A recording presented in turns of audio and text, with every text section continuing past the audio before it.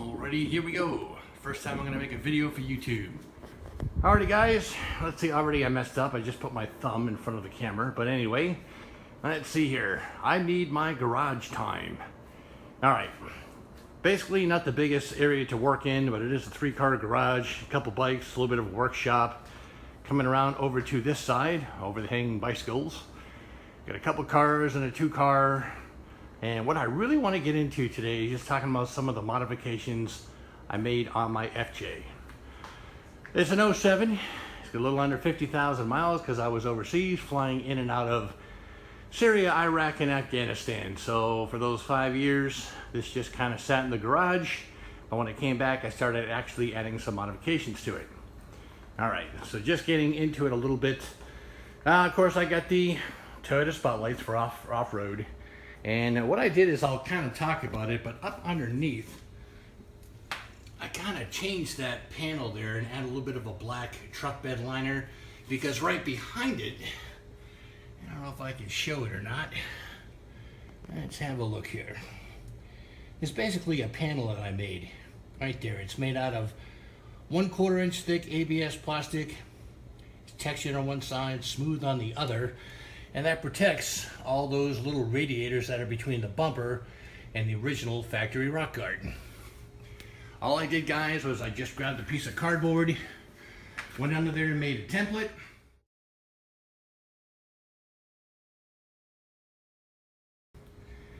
And then basically just traced it over, cut it out of the ABS, heated the ABS up with a little heat gun so that I could get the bends that I wanted, and just installed it with the 4 bolts from the factory. And it came out really, really nice. And it helps to protect underneath there from any rocks hitting up on the radiators. All right, inside, that's right, I did do it. I couldn't help it. I had the truck for about a year, and since I put on the little 3-inch lift kit and slightly oversized tires, it basically changed the gearing on my FJ, and I lost some power. So I went ahead and did it. I went ahead and ordered a TRD Supercharger along with the fitment kit from Toyota Dallas, because they were about $1,500 cheaper than buying it locally here in Florida. Plus at the time I got free shipping and no tax. You just can't beat that. Alright, so that gets me up to about 305 horse, which is really nice. Not that it's a race car, it's a truck. Optima battery. Little guy here, that's my little grounding strip bonded to the main vehicle. This is all part of the Supercharger fitment kit here. Oh, let's see here. What else did I do? Well, coming around this side, this is one of the big ones. I had, of course, rewired the entire FJ. So I found this little box here. It's just a plastic box. And then I got this waterproof fuse holder on the top that actually mounted to it. Inside, I actually have a couple of bars very similar to that bar there. One for power, one for the negative. And actually bonded it again over here to the side of the truck. Inside, I also decided to put in a little voltmeter I can turn on just to do a quick check of the battery voltage anytime that I want to. I don't leave it on though. And of course, ran all of the wiring to look factory, including the main wiring that comes out of this box. It goes down, and I don't know if I can get a good shot of it or not. Maybe I'll mess around with the lighting on this.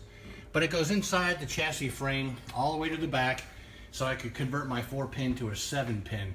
That gives me all the circuits I want. I went directly into the main area right there so I could get the brake controller. And what I tried to do is even reutilize these here to look factory. They're kind of a pain to take off, but you can figure it out if you just take your time. And on the inside, let's go ahead and jump over to that. The shorter antenna, not knowing what the availability would be, I went ahead and ordered 2 of them. And of course, the little actual rubber spot at the bottom disintegrates from the factory. This one here has got more vinyl than rubber in it, so it pretty much lasts forever. And it makes changing the glass out, which I just recently did with a guy that specializes in FJ glass. Those of you that have an FJ, you know exactly what I'm talking about. So if you go to the wrong people, they completely destroy your truck. Mirrors, I got sideswiped by a woman who, of course, it's all about me. I've got to be first because I'm that important. Self-entitled twit came running up to me and pulled right into me and took out this mirror on the other side. And it was just some rubbing and stuff on the paint, which I took care of. Insurance company paid to have the other silver mirror repainted, and instead I bought the pair for the same amount of money from Amazon. The mirror actually wasn't too bad. I can get it repainted, so now I have a set of 2. These mirrors aren't bad at all. All right, the handle, I decided what the heck, since I went with black mirrors, let's go with black handles. And of course, the infamous rock guards at the bottom. All right, let's see what kind of stuff I can do here. So on the inside, I went and found these little stainless surround rings, I should say, for the speakers. Inside there, I've got some 6x9s. I basically replaced every speaker in this vehicle except for the roof, because of course that's a speaker in itself. Over here, I added this little guy here because I do have some additional lights other than just the spotlights up front. I used to have them mounted down here under the bumper, except they ate away from my ground clearance. Another reason why I painted that black strip, all the holes I basically filled with 2-part epoxy, sanded it down, put this like I said, it's actually truck bed lining that's actually on there because it doesn't actually fade like most of the stuff. Found better lights, mounted them on the steel bumper inside this grill down here, and they give me some serious light. The other things, I know it's not much to talk about, but I found these on Amazon, a set of 4 for about $6. They're just little plastic caps that slip over the actual hinge part.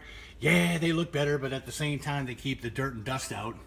Again, that's what that little switch right there is for. I was able to find one that goes for Toyota, and then actually goes up to those lights I just showed you inside the bumper. Coming over here, yep, there it is. I have the old little bezels and stuff up there just to kind of break up a sea of black plastic. Coming down here, my radio, my F jammer, I loved it. However, it died. When I took it apart, I was pretty disappointed because it's made in China. I thought for sure it would have a nice Japanese radio. It took me forever to find this Kenwood one, which they no longer make, because I really didn't want a touchscreen inside my vehicle. I figured it wouldn't go, so I wanted this one right here. Down at the bottom, just a whole bunch of stuff that I've gone ahead and added, which is kind of cool.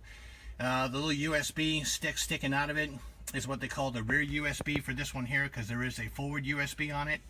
And I was able to actually make it so it came out looking like it pretty much belongs. You can actually just pull that out, and I set this up where you can put the cover on, and therefore it looks kind of factory down there. It doesn't look like I added a whole bunch, but UFJ guys know exactly which ones I've added. Let's see here. Out of my Tundra, I took that coin holder, I just put it on there with Velcro. Of course, cigarette thing just for Tic Tacs. And this little compartment here I got, I really like. You can open it up, and at the same time you can take this out, and it gives you all kinds of storage underneath. And at the same time it finishes off that center instead of being an area that just collects a bunch of dirt. In the back, I wanted something for my bottle so it wouldn't take up any room up front. Sorry about the camera, guys. I just had too much espresso, and now we all have to pay for it. This comes out, this folds up, and then when you want it, you just pop it back down again. And that way I can put this back there. So that works out pretty good. As far as the controller goes, what I did, had this all apart, and I decided to put my brake controller right here inside the glove box. Still gives me plenty of room, but it's not unsightly. Most of the guys have it mounted here, right in front of their knee, but I can't stand that look when it looks like you've added something. So I went ahead and put it inside here. Oh, let's see here. Yeah, just some little map lights since we don't have any, which are kind of neat. And at the same time, it's an 07. I really like these on the newer one, so I just bought a set and retrofitted them and attached them through here. And now I've got those little side visors also. So even though it's an 07, I went ahead and added those. I'll talk about this in a minute here. There's the 7 pin down here. That's where that is. It's got the 4 on the bottom, 7 on the top. And I'm going to take a shot of this instead of crawling all underneath. But that's where I went through the frame, came back around, tied everything up in this area. Got those little shock guards down there. Ordered them, and at the same time, I didn't like how spongy this thing was, so I ordered those big rubber, how would you call them, stop extenders, but they're actually helper springs from Timbren. Added those, which are kind of nice. So that first inch, you get to enjoy the nice soft ride of your regular FJ. However, if you take a corner, instead of the thing feeling like it's going to lean over and fall over, those engage and it gives you better quartering. And at the same time, when I tow, I don't have to worry about the back end really sticking down. And even for the back, there's another little map light there. You just twist where the lens is and they turn on their LEDs. from the back so you can actually see. Of course, a good old mat, just some standby stuff. Down here, I took this all apart and I added, this one here is your USB. Over here is your regular 12 volt, and then of course the 400 watt inverter these come with. I just opened that up, tapped into the feed wire, which was pretty big, man. It was like a number 8 or number 6 wire, so I tapped off of those to feed these small voltage items. But I wanted them to look like they came with the vehicle. Again, the one thing I can't stand is putting something in and you look at it, it's like, oh, did you put that in? So that's the way I did it to make it look professional. Here's another thing, any place there's a catch, this little plastic cover, just kind of helps to dress it up. It doesn't really do anything, it just looks nice. And it wasn't that much money. I think I bought a set of 4 for $5, so that's a no-brainer. So I'm sure I'll hear a lot of stuff, the fact that there's only 47,000 miles, the thing looks brand new, the engine is clean. I do mess around down dirt roads and get it muddy. I just clean it up and I keep the engine compartment clean. The only thing I don't do is climb rocks. If I really want to climb rocks, I'll just break out the ropes and go climb myself. I don't need to have an expensive vehicle climbing rocks and having the possibility of getting all busted up or flipping over. And I know I'm getting a lot of stuff from the guys that are hardcore. A lot of stuff from the guys that are hardcore telling me, oh, it's too clean, you don't do anything.